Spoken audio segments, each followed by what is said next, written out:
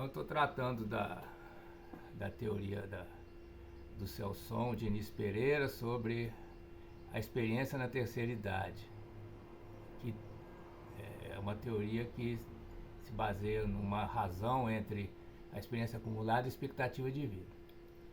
O que seria a densidade da consciência? A gente sabe, a partir da teoria do espaço de trabalho global do Bernard Bass, que a experiência consciente ela é composta de episódios ou eventos unificados, né, que acontecem num segmento temporal. Né? A consciência é um processo temporal segmentado em que se formam episódios a cada 2 segundos aproximadamente. Né? Eu tenho algumas publicações sobre esse tema, se alguém estiver interessado pode me contatar. E agora a gente pergunta qual é a densidade desse processo, ou seja, qual a complexidade, né, complexidade algorítmica em termos de informação não redundante que é experimentada ou experienciada durante esse segmento temporal por cada pessoa. Né? Então é um assunto filosófico aqui, né, porque não tem como medir isso cientificamente. Mas a gente pode supor que um bebê recém-nascido vai ter uma densidade de consciência baixa, se a gente seguir a fórmula do Celson, porque a experiência acumulada é muito pouca, né, a vida intrauterina praticamente, né, e a expectativa de vida é muito grande, né, essa pessoa está no início da vida.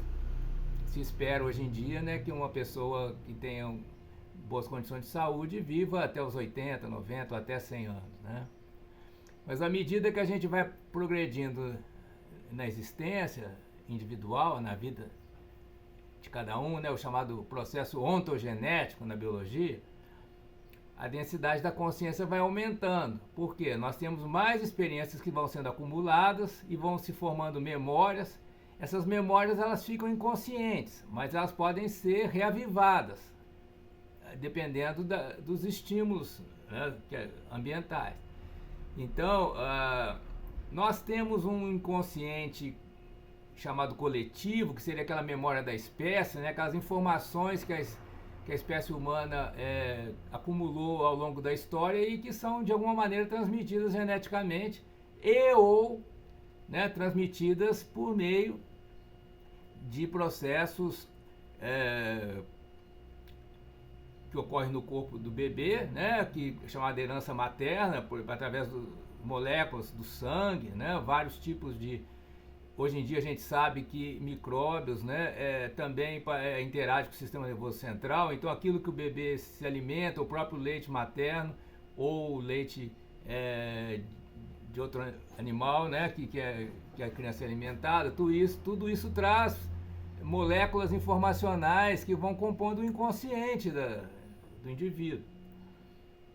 E além disso, né, nós temos as memórias que vão se formando pela experiência, né, e que vão passando para o inconsciente, né, porque imagina se a gente lembrasse de todas as experiências que a gente já teve a todo momento, né, então isso, né, como a própria teoria do Bass, a capacidade limitada da consciência, então as memórias elas se formam nas experiências conscientes e elas são consolidadas no modo inconsciente, né? E já tem toda uma série de teorias na neurociência como é que isso acontece, a consolidação da memória no inconsciente, né?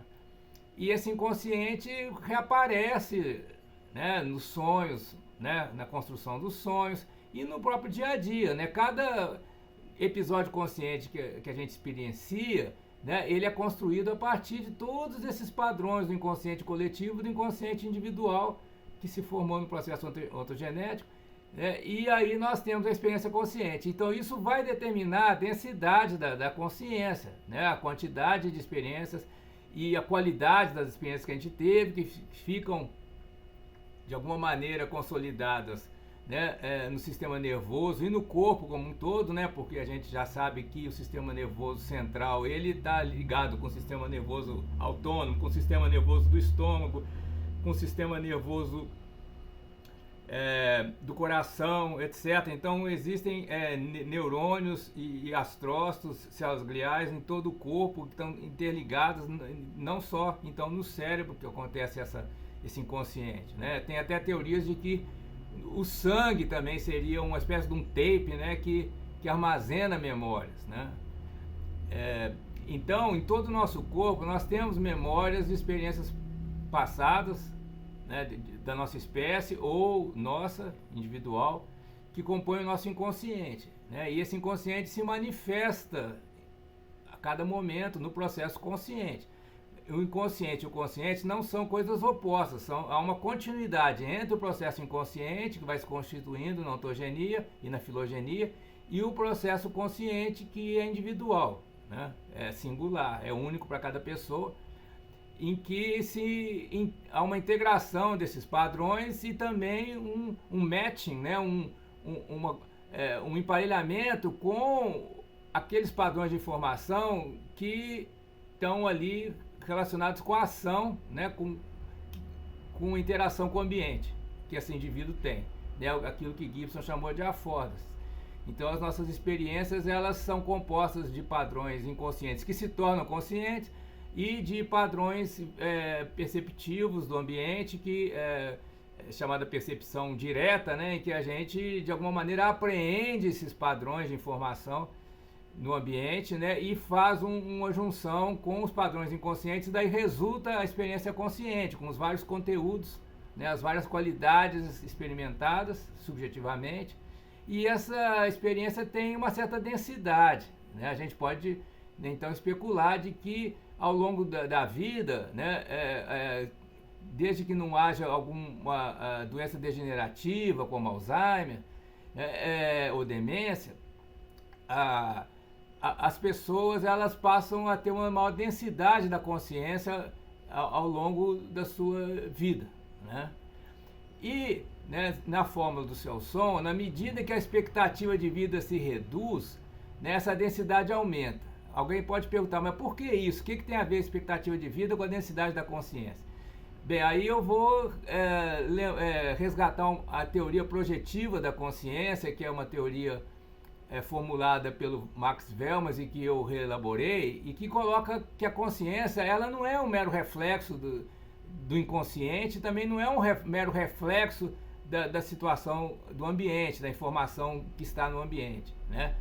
Ela é uma construção da mente, né, em que esses padrões de informação do inconsciente e do ambiente, né, eles são colocados no tempo, então, e são projetados, né, para fora do corpo, né? Quer dizer, a gente vê um elefante lá fora, a gente não vê o elefante como sendo uma informação que está no nosso sistema nervoso.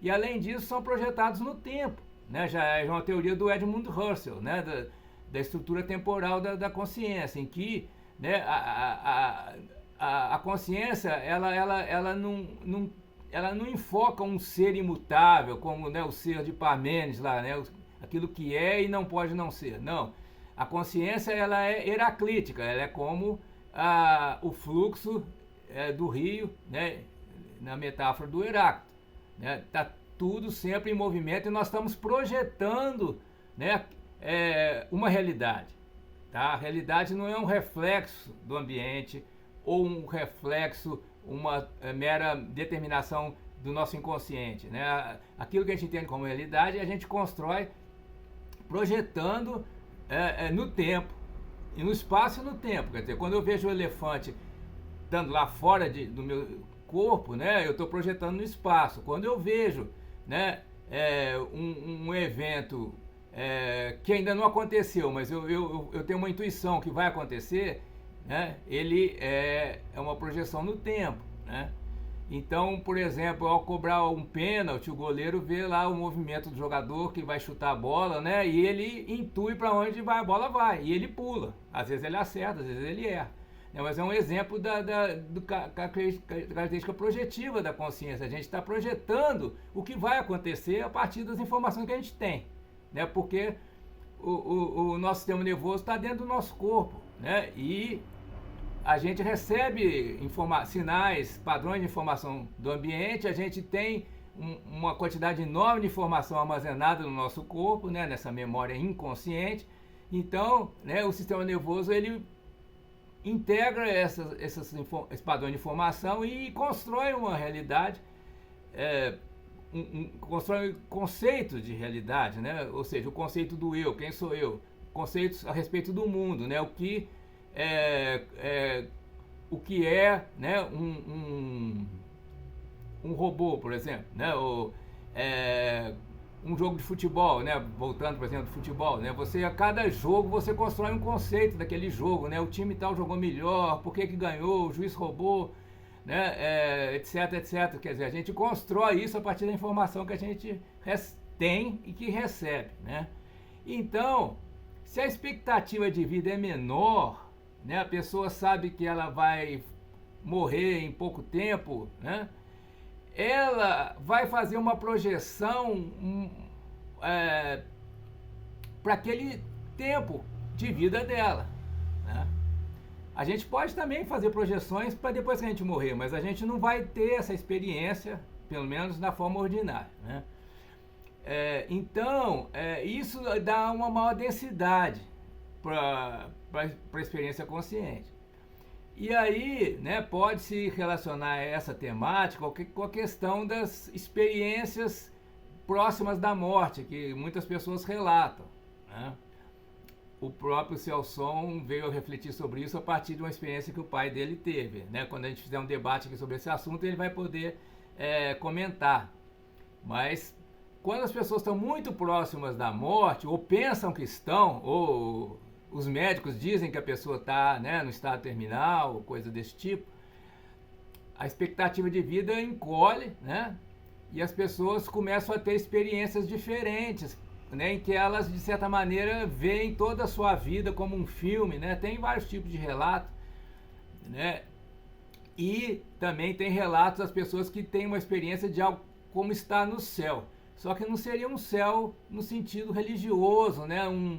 Uma outra dimensão. Não, é aqui mesmo, no mundo da natureza, terrestre, a pessoa tem um estado de graça, digamos assim, um estado em que a densidade da consciência tende ao infinito, porque né, pensando essa razão entre a experiência acumulada e a expectativa de vida, na medida que a expectativa de vida encolhe muito, né, e a experiência acumulada foi crescendo durante toda a vida da pessoa, então essa densidade da consciência tende para o infinito. Então isso seria uma interpretação naturalista, não religiosa, né, daquilo que se entende como ir para o céu, né, e dessas experiências próximas que as pessoas têm na proximidade da morte, né.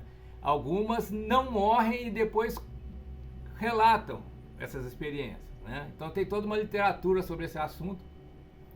Isso então poderia ser explicado filosoficamente, né, não cientificamente, eu acredito, né. Talvez algum dia seja até explicável cientificamente se tiver condições de medir todas essas variáveis e montar, né, equações ou uma equação diferencial parcial aí que comprove a partir de medidas de atividade cerebral e de comportamentais, etc., comprove a densidade da consciência, né.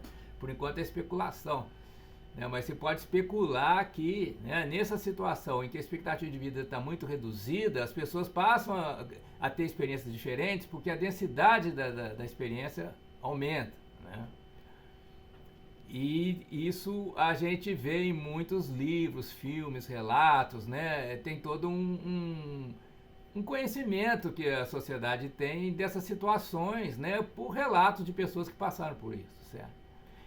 Então, eu estou fazendo esse vídeo como uma preliminar de um debate que eu vou organizar com o Celson sobre essa questão da consciência na terceira idade, né? Que é muito negligenciada, né? A gente sabe que na terceira idade, né, uma parte considerável das pessoas tem um processo de degeneração, né, mental, né? É um problema biológico, certo? Mas se não há esse processo, né, muitas pessoas se tornam sábias, pessoas chamadas que a sociedade reconhece como sábias. Por que isso, né? Por que algumas pessoas produzem suas melhores obras, né, na terceira idade, depois dos 60? Por que algumas pessoas ainda aos 90 ainda estão lúcidas, né? Algumas pessoas aos 70 são presidentes, né? Como nós temos o caso aqui do Lula. são escritoras, né? Tem escritores que começaram a sua carreira literária aos 50, 60 anos e produziram aí até os 80, 90, né? E produziram suas melhores obras aí na terceira idade. Então, como é que a gente vai entender isso, né? Não seria o caso de que todas as pessoas sofreriam com esse processo de biológico de desgaste do sistema, né? Aumento da entropia? Não, né? Não acontece isso, né? Nós temos exceções, ou nós temos talvez uma proporção aí de meio a meio entre pessoas que têm uma perda cognitiva de memória, uma perda da densidade da consciência na terceira idade, e tem pessoas que têm o aumento da densidade da consciência segundo essa forma, certo? Então contamos com a participação de vocês nesse canal. Vocês podem deixar seus comentários aqui embaixo, ou repetindo o que os outros youtubers dizem, né? Dá o seu like aqui pro nosso canal. Tá bom, gente? Um abraço e voltaremos em breve.